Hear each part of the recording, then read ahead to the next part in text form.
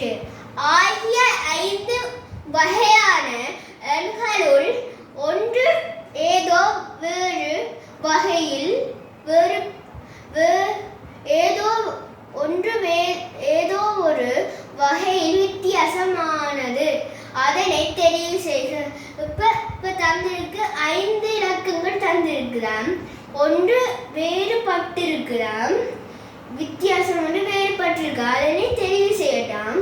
6 அடுத்தமெண்டா 6ல வேறு இலக்கத்திலையும் இருக்கு.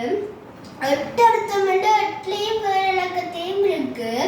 9 அடுத்தமெண்டா 9ல வேறு இலக்கத்தையும் இருக்கு.